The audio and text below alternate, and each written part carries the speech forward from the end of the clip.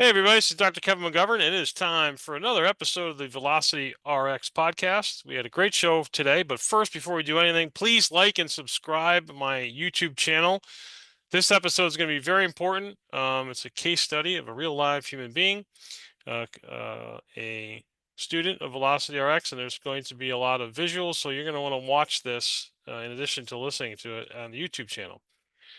So without further ado, let's get moving. So we'll change names to protect the innocent. We'll call this um, student Russ. So Russ is a going to be a high school senior. His dad contacted me because Russ had a partial tear of his ulnar collateral ligament, and he was going to one of these velocity centers, which allegedly does movement testing. And all I will say about that is that I go over bridges every day, but I can't tell you the quality of the structure of the bridge because I am not a civil engineer or structural engineer at all, or a foreman, or know anything about construction. So there are a lot of people out there talking about human movement that um, really are unqualified to do so. And I'll just leave it there because one of the very first things that we tested for showed the root cause of why he has a ligament injury, or the root cause. And it's in his basic human movement that allegedly was tested. And what happened is they added on to a bad base, and it's one of the main causes of his injury. So I'm going to share my screen here and let's get moving.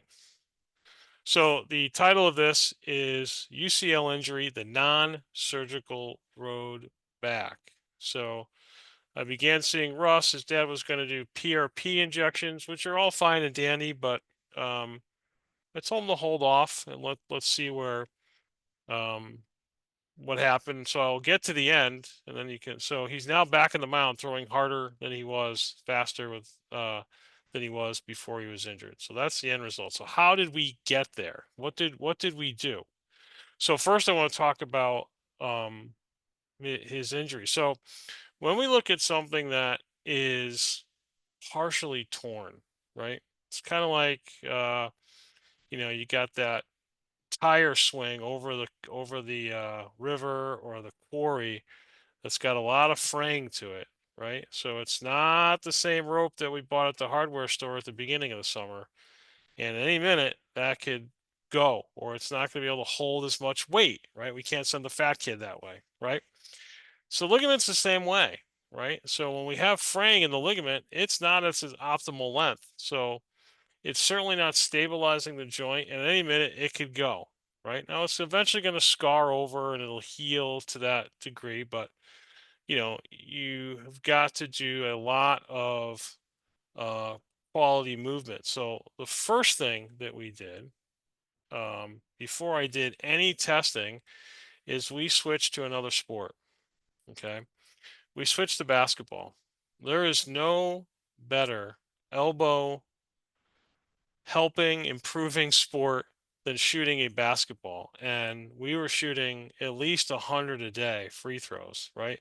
That promotes full extension, because the brain is going to have you know little, what I call cookies, like internet cookies in there. It's going to remember when that arm got hurt, right? So it's going to be apprehensive. And sometimes when people are coming back from elbow surgery, they have what I call the lobster claw, right? Kind of, they don't fully extend their elbow because the body is doing it to protect them. So a lot of free throws. What that does is that helps when the ligaments are repairing or scarring over. We're getting good range of motion, good blood flow to the area. It's helping repair that ligament in a nice, clean way that we want. So that's kind of our frayed rope ligament. So now we look at the first test we did. This is sort of a fair um, presentation here. So you hear me in all of my social media, you'll hear me talk about the scapular humeral rhythm. Scapular humeral rhythm. And you can look up YouTube, you can search for that. There are a lot of good videos out there that talk about it. But basically, the scapular humeral rhythm is for every 3 degrees that my arm goes up, abducts, out, lifts, the shoulder blade needs to turn into the spine and depress. That means it's using middle trap, rhomboid, lower trap, serratus to turn that shoulder blade in. We don't want to engage our upper trap because the upper trap is going to do just the opposite of the scapulohumeral rhythm. It's going to elevate the shoulder blades. It's going to shrug. It's going to cause impingement. It's going to cause the arm to be late. So you'll hear me talk in my Tommy John injury formula: drift, shrug, and drag. Well, the shrug is the upper trap engagement, right? The T, the inverted W, early abduction of both arms, right? Taking the ball out of the glove too early. What that does is that fires up your upper trap, which makes the shoulder blade move in the opposite direction than we want to. That's the root cause, right? It's a scapulohumeral rhythm. So you're going to see here, right? So this is the actual kid. So you're going to see asymmetry here in his shoulder blades to begin with. So this is my scapular or shoulder coordination test, right? I'm looking for the shoulder blade to turn in. So as we move this along slowly, right? See if that, go back to the slide there. I don't want that slide. We want the next slide. Okay. So we want as he goes to move here, right? You're going to see as this plays in the background, his first move is going to be to shrug, right? There it is, right? There's the upper trap, and you see how the shoulder blades get, especially now on the way down. So we can only go, this test shows a tremendous amount of issues, okay? Number one, the body can only accelerate as fast as it can decelerate, right? So most pitching is deceleratory, right? The body's trying to slow itself down so the arm doesn't come out of its socket and hit the guy in the front row. So when we fire muscles on the way up that are the wrong muscles, right? So the upper trap is the wrong muscle to fire in this case. It's the middle and lower trap. So the upper trap has deceleratory characteristics, but that's for your head. That's for whiplash. So you'll see, right? What we did here is that when we play this, you'll see on the way down, his scapula come off his back, right?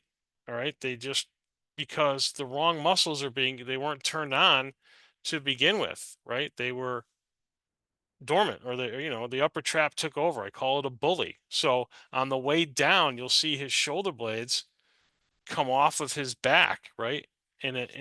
Because the deceleration should be for whiplash, not for throwing baseballs. So this is the first test I did, and here's a kid who is allegedly, not allegedly, he did work out at this facility doing all kinds of arm care stuff. And the first test that we did, the basic test, he doesn't have proper scapulohumeral rhythm. So if we're looking at movement being math, we just did addition and subtraction, and it's wrong. So division is going to be wrong, multiplication is going to be wrong, calculus is going to be wrong, and so forth and so on, because the upper trap is doing the work of what should be done by the middle and lower trap. Okay. And there's a lot of reasons for this, right? The upper traps are and you can see here, look at this. Now watch this on the way down. What happens? But look at his shoulder blades. He can't even control his arms on the way down, right? They just essentially fall.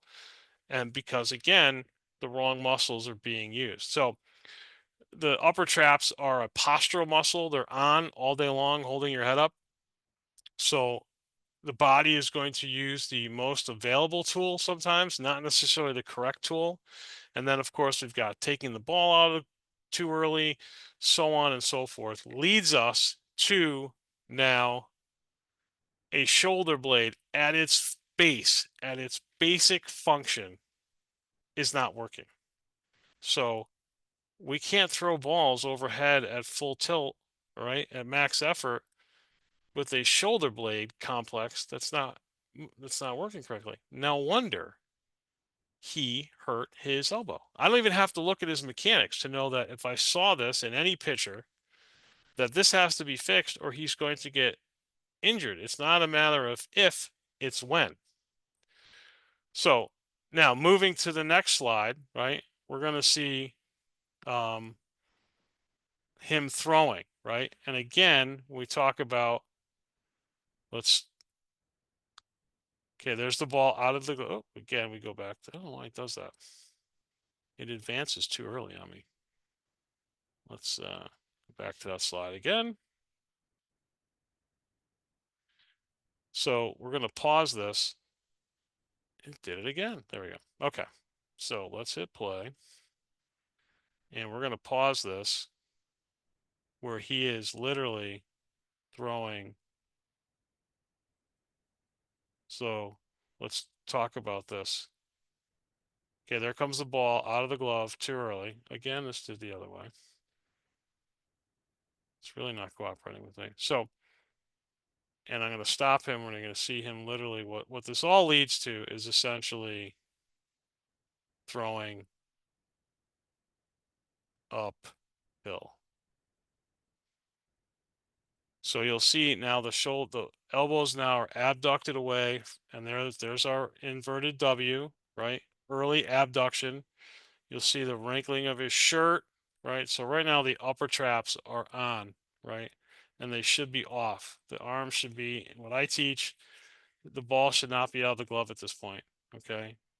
We are taking the ball out way too early, okay? Disrupting the scapular humeral rhythm and causing injury, okay? So the ball doesn't have to be out until front foot strike, right? So now when we get the front foot strike, because it's already out, right? And we'll stop it once we get there, you're going to see that he is. So now, there we go. There's front foot strike. Okay, we're dragging the back foot. We got layback, but, okay, so the layback, it's a little excessive, but he has to accelerate from there because he has got, the body's got to turn on the proper deceleratory muscles, right? So it's got to start the arm early to reverse this movement pattern that he started off that's bad. He's got to get back on the proper scapular humeral rhythm. So he has to accelerate the ball from where? Uphill. You'll see the blur of the arm that he's doing it against gravity. There's no way he can essentially throw downhill here because he has started off incorrectly. Okay. So that is essentially the mechanical reason why he got hurt. Okay. So now what we want, and even here, he's still, this is midway through, he's working on my 3-tap drill, right? And I can tell you that my comments were keep the ball in your glove. Okay. But what he does here at the end, he has worked so much on scapular depression that you saw him accelerate the ball, right, from that spot, right? So he accelerated the ball downhill, even though he took it out too early. So the system works that you can not be exact and still be good, right? So he comes out a little early in front foot strike, right? So he gets there. He drifts a touch, but he's doing so much more right here than he was in that last one, right? So his arm is in a much, much better position than it was in the last video. And then as we continue, you'll see right there, he accelerated the ball just past noon, right? And the arm and leg, you'll see the leg came off the rubber. The arm and leg are in a linear line, okay?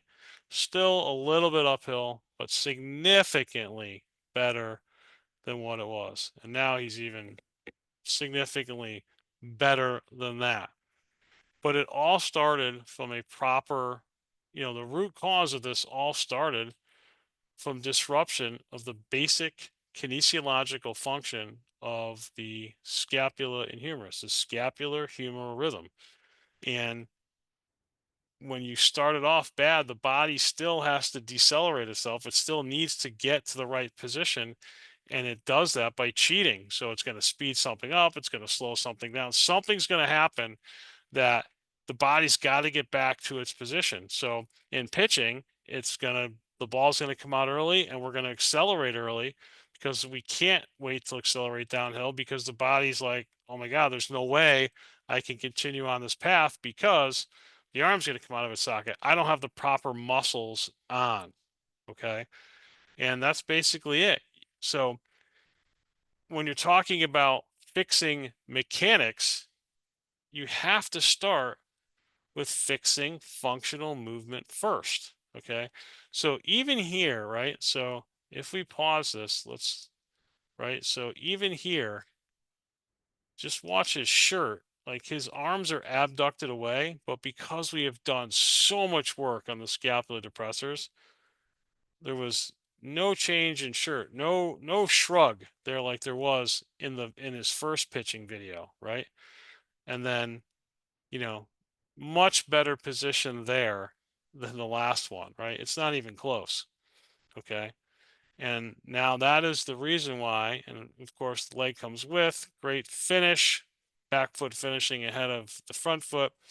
That is why he is throwing now with greater velocity and less elbow pain. So, you know, here's the thing of it's a little cut off here, but you have to move proximal to distal, meaning we have to work on the movement around the spine. Okay. Here's another in fast motion again in the same position that Russ was in, right? Same exact thing. This is Tyler Rule, who's going Division One two-way athlete. Same thing, arm issue, fix that, throwing much harder than he was, throwing downhill. Why? Because we fixed his fundamental movement first, making him a better moving human being and thus a safer pitcher on the mound. So that's how we got a person who has an ulnar collateral ligament disruption back on the mound throwing with greater velocity and no pain. Okay.